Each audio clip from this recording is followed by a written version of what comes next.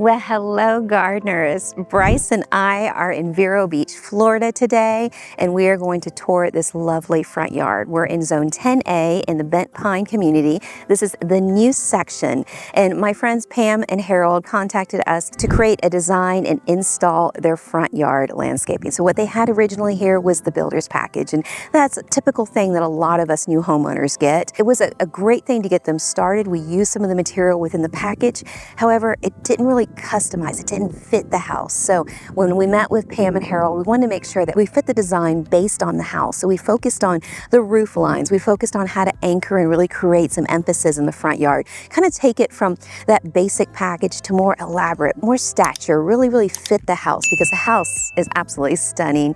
It just lacked, it had some lackluster feel when it came to the landscaping. So now the landscaping fits the house.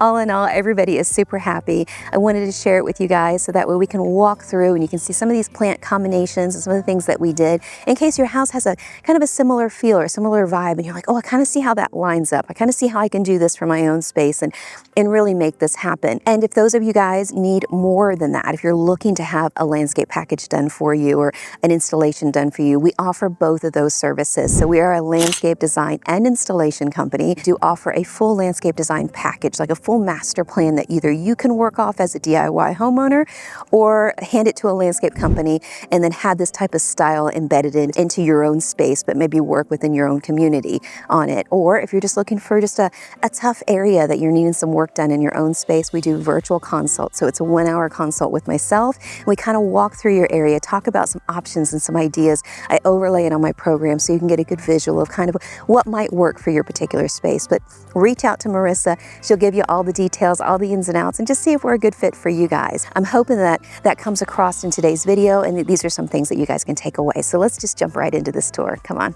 Well, you guys, I know I'd love to start with the accents, the really cool features, the interesting things of the whole project. But of course, I'm going to start with the fundamentals. I'm going to start with exactly why we did what, where first, and we will get to that in just a second. So as I stand right here in this driveway, the thing that I saw the most, the biggest impression that I saw in this whole front space is that fantastic entrance, that awesome doorway, those columns. So many homes have that framing feel right by the front door, and then replicating that just outside, kind of giving you more of an estate vibe by kind of pulling that out. I did 2 double foxtail palms to again flank that and kind of give us another type of column feel. So I think these guys are doing a fabulous job of really kind of overemphasizing that by bringing that out. And you'll notice that I do that a lot in my landscapes. Right behind us, I did the same thing with those inset with those little blueberry trees. I love framing with landscaping. I love the way that that kind of outlines a cool architectural detail. So if you guys have that in your own house, if you have that cool spot in your front entranceway, or maybe a setback or an open wall feel, and you can create and put something that's just kind of a cool showstopper in that particular area, it draws your eye right to that space. It instantly gives it impact. And I think that's what these trees are doing for us right here. They're about 14 foot tall. They have beautiful trunk base to them. I just absolutely love them. I love them patterned like this in a V shape. If these were to be put on a corner area, I would take them from like this space like this, flat against the road, to a corner area right on the corner. So just kind of angle them versus straight on. But in this particular format, I love them straight on as a nice V shape. And then when I have a foxtail palm, or when I have something that has a clean trunk to it, I kind of plan for the future. That's what these pygmy date palms are doing. So these pygmy date palms are going to be our green screen behind them. You don't know how often I see in landscapes where I'll see a tree here and then I'll see a pygmy date palm in front of it, because it makes sense, right? It's a smaller tree, it should be to the front.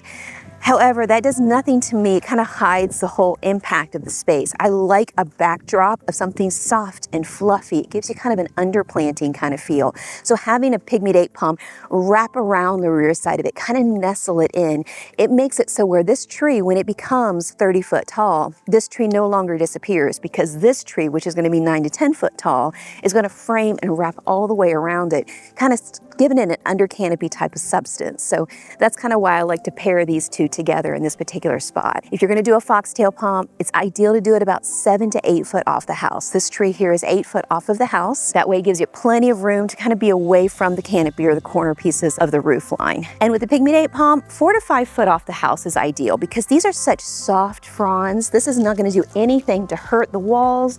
You kind of want this almost to soften your corner area. So I commonly will put them close enough to the house and they're perfectly fine. They're gonna naturally wanna go towards the sun. So this tree, even though it's positioned right here, is gonna end up more in line here and gonna hug this tree and come around this way to really kind of give us that folding feel that we're looking for in the landscape, but it's gonna be looking for the sun, so it's really gonna give you kind of a nice softness and pull away from the house line even more. And you'll get to see that we just did that in 2 other areas. So this palm right here was part of the original landscape. It was just far too close to the house, so we pulled it out.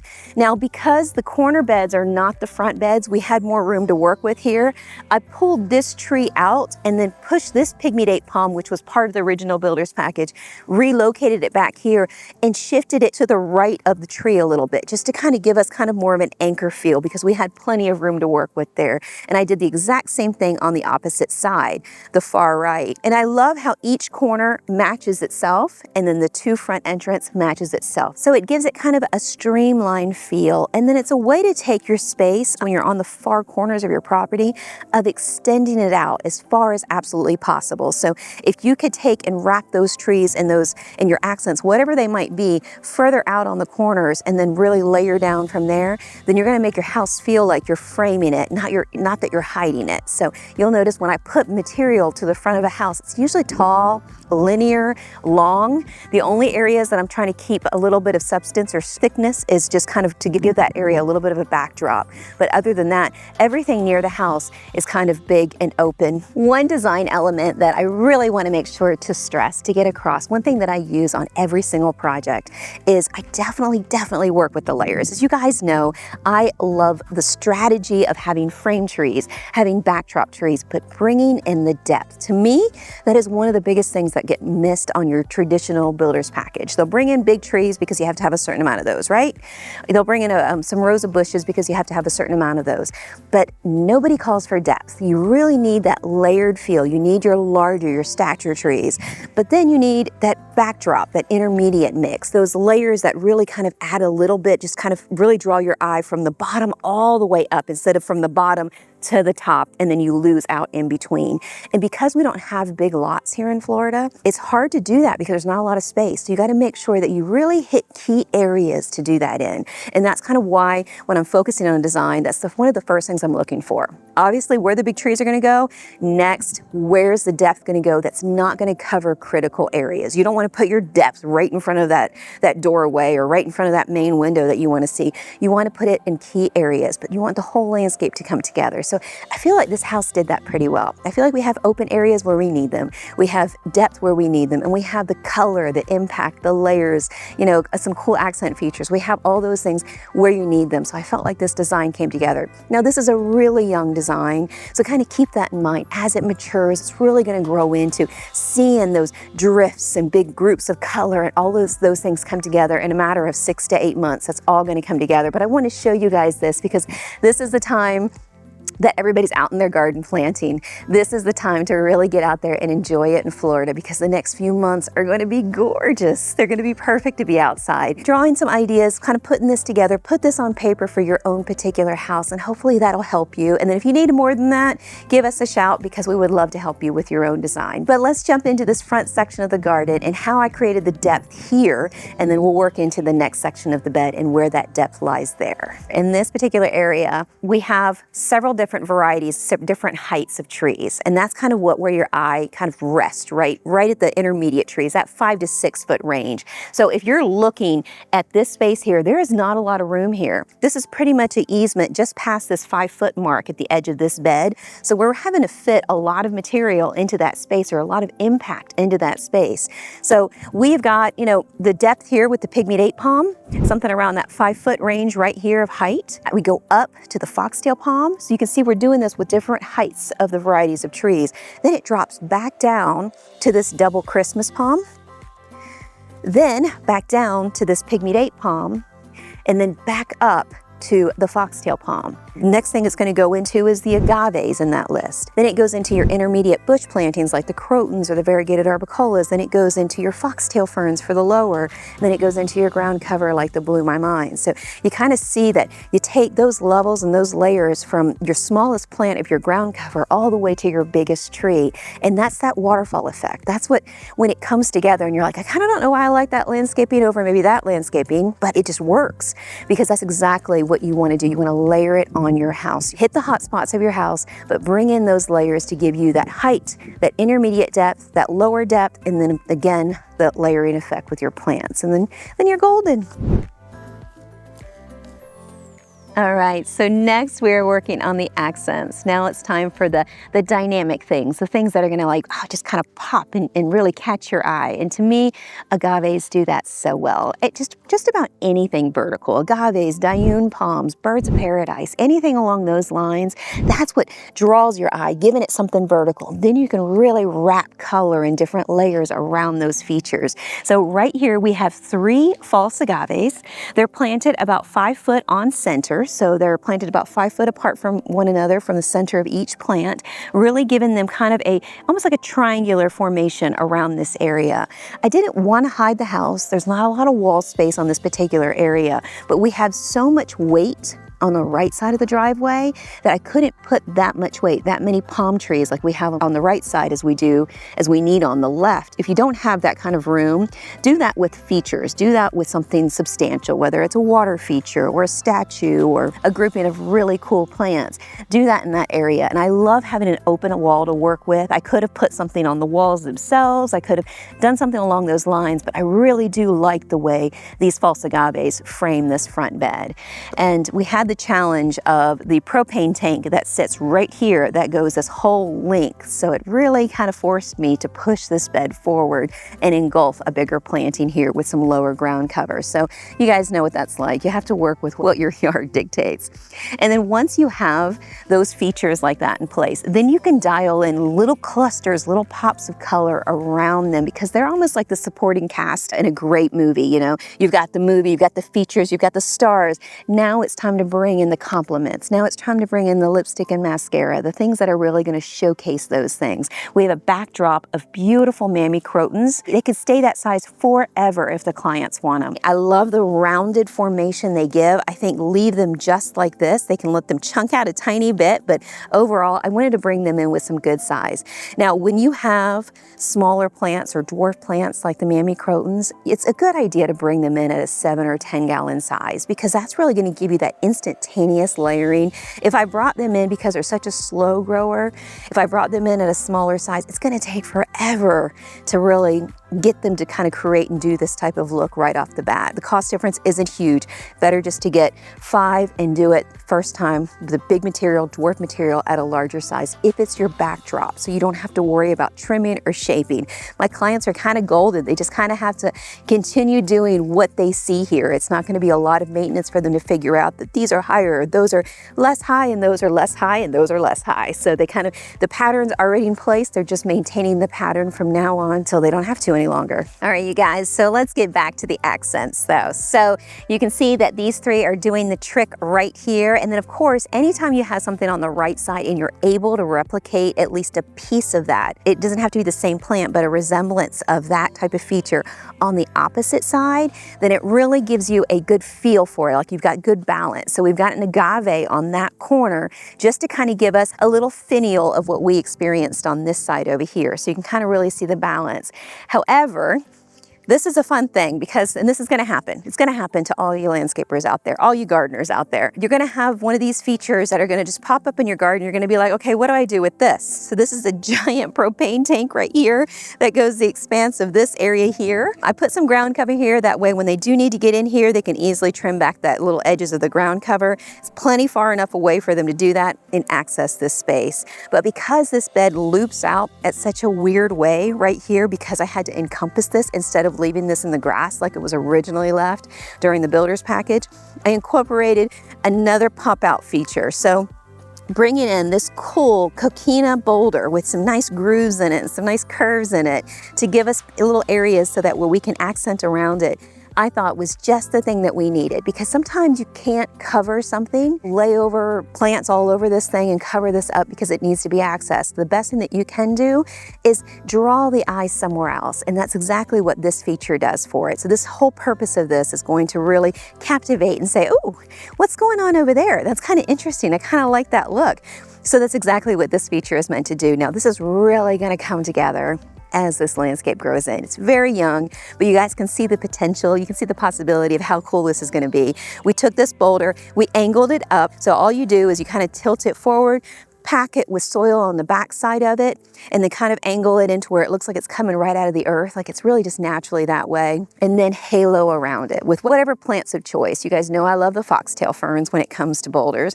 I love the blue flame agave and these attenuatas, the foxtail agaves. I just think they're so cool. They're cute now, but when they're big, they are phenomenal. I'll get Bryce to pop a picture of what those look like as clusters. Those will reproduce very slowly, and there'll be one of those that reproduce that you will not hate, unlike a lot of some of the other agaves that do reproduce. These two guys are thornless. These guys have a little point, but overall are generally soft, almost like a succulent type of feel.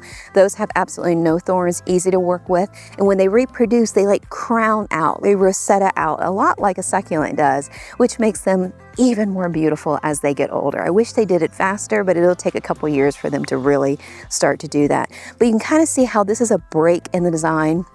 There's nothing else like this in the whole space. You got a boulder, you're framing the boulder. This is a key feature. This is the charm of the front gardens of the necklace. I just love that. I think that's so cool.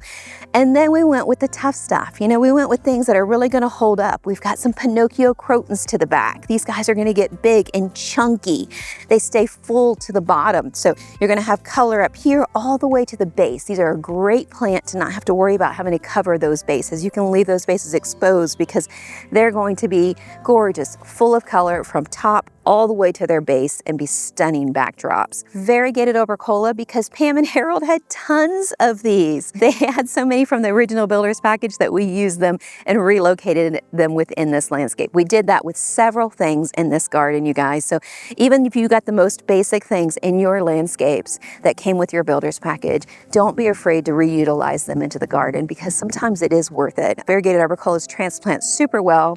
This foxtail palm, as pretty as it is, came with the originals builder's package. So we reused that, replanted it, put it in good soil and reused it. That Christmas palm we were talking about earlier also came from the original builder's package. And then this pygmy date palm came from the original builder's package. All were picked up and moved to fit the space properly, to frame the space the best way that we could with this landscape, with this home. So sometimes they're there, they're just in the wrong spot. So just, you know, musical chairs with them, just move them all around. And then now, because we've got a little bit of wild and crazy, you can see these two front tiers, these two front layers, very, very formal, very compact, very clean lines, because that's what Pam wanted. She wanted a clean line landscape. She wanted, this is a front yard. She wanted a very nice curb appeal. We've got some crazy things going on in the back, some colors, some pop, some interest.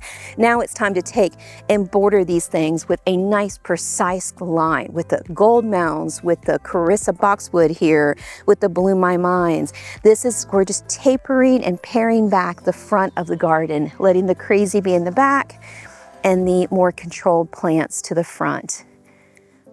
This will highlight those agaves more than if I were to put in a bunch of lush and crazy material.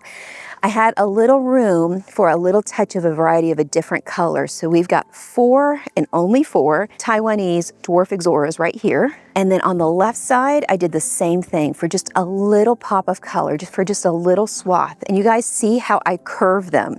So right here we have where we've got just got 2, and then they curve around this agave, almost like just giving it a little support, a little framing. Same with that side. Sometimes 4 is all you need on each side, and that's exactly what these called for. I cannot wait to see it all come together. I can't wait to see it in a good year. It's really going to have a lot of different levels for the amount of space that we're working with. So you guys get it. You get the point on this side of the garden. Now this side over here, because it's laid out differently, I wanted this to have a different type of feel. It doesn't need as much impact as that side did, because we don't have any blank walls that we're looking with. We don't have a flat surface that we're working on. We have an elongated area. We have where the driveway goes up, squares off right here. It's a whole different feel, a whole different look. So we started out with a familiar feel is what we have over there, to this front because they're gonna match. When you're looking from the road, they're gonna give you the same type of look. You kind of want that to continue. And then all we did was we kept the same color palette as we moved to the back. So we had the same yellows, the same reds, the same blues, but it is a different plant grouping altogether because it is a different space there. And when you're doing your planting, just kind of keep this in mind. It's not always just about the texture changes or the leaf changes. It's about the color. You want to go dark, light, dark, replicate that. You'll notice that I do that through all of my landscapes. Everything's all grown in together. There's no space in between. The mulch is fully covered. That dark light that's like, wow, I don't know. It feels like we have a lot of color there, but in reality, you only have a handful of colors. It's just because the contrast is so sharp. And where there's not a sharp contrast, there's a sharp leaf contrast, a sharp type of where this is a fuzzy leaf or this is an upright leaf, where this is a rounded or shiny leaf. If you can do that, that'll take you from your basic landscape to more of your complexity, to more of that, wow, that was designed by a true designer. That was really well done. And that's kind of what I hope to get across in these videos. There's a rhyme and a reason to this type of landscaping. So if you're researching, which you guys are, because that's why you're watching, if you're gardeners and you enjoy this kind of content, then you're learning as you go, which is awesome. If you follow kind of just these guidelines, these steps, then just replicate those steps and you're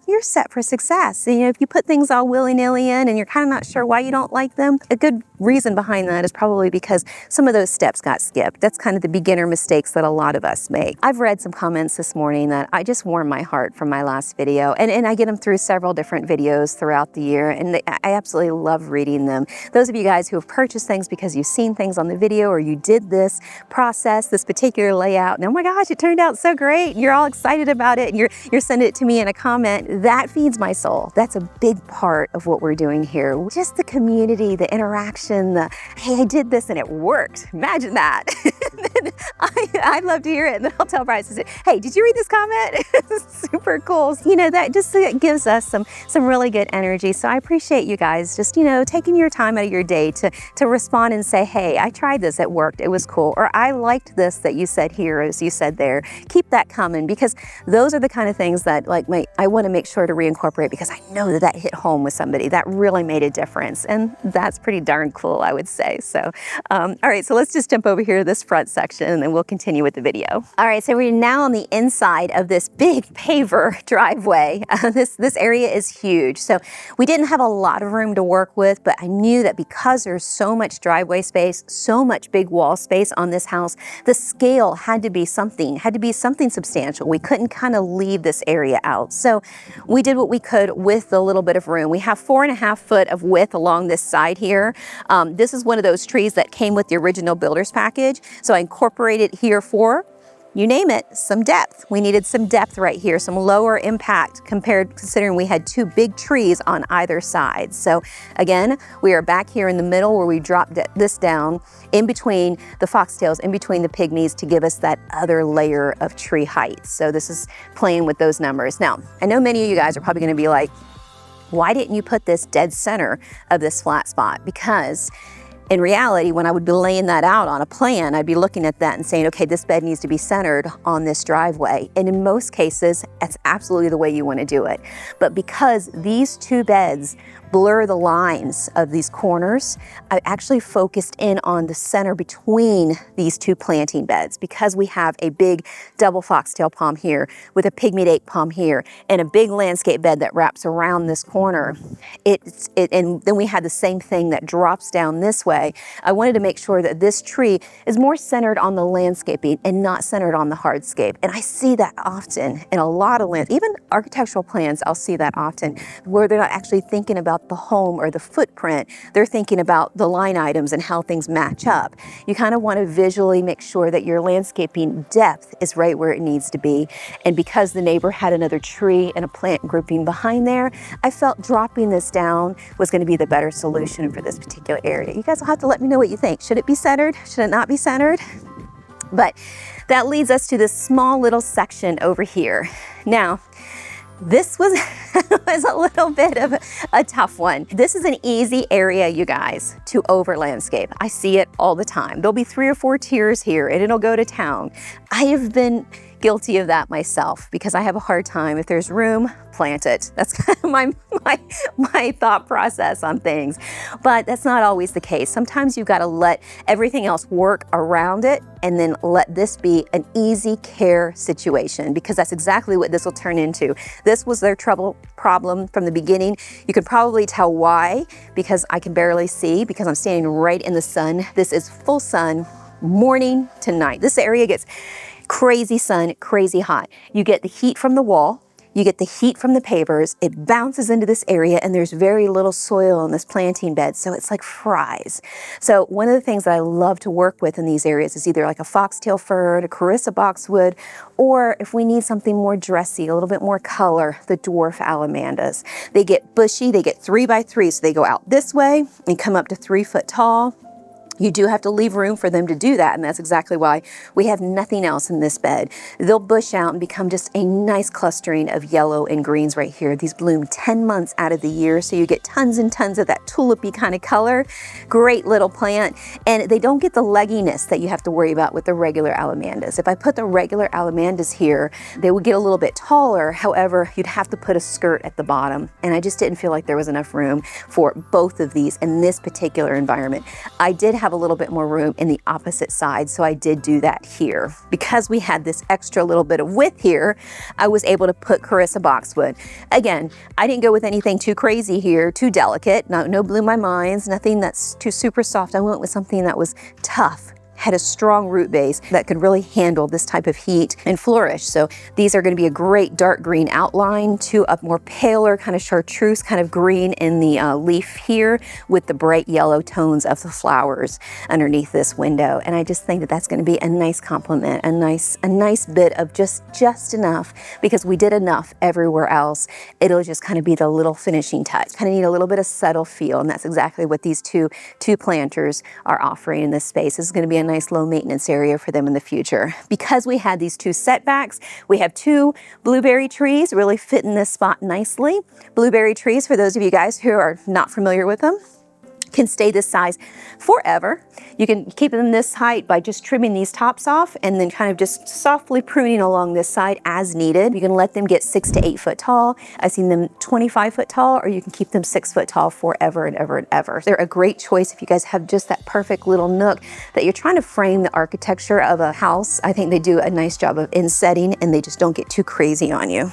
All right, you guys, so you got to see it from start to finish. That's this project. I hope you enjoyed it. I hope it gave you some tidbits of information. Those of you guys who are waiting for our book, it is coming out very, very soon. It is in final production stages. I'm hoping to have it in the show notes, if not in this video, maybe the next video, but it is kind of talking about what we talked about here today. It is going on about the plants, everything you need to know about some of the toughest Florida plants that I use every single day, how to maintain them, who they like to live with, who they like to roommate with, and who they live with really, really well. Just kind of how you do and work with them in combinations. Just a little bit of information from this landscaper to you guys. I hope you enjoy the book. I hope you enjoyed today's video. And if you did, then check out last week's video of my personal garden tour, selfie style. This was just me and you guys chit-chatting and walking through the garden, so I hope you guys like it. Take care.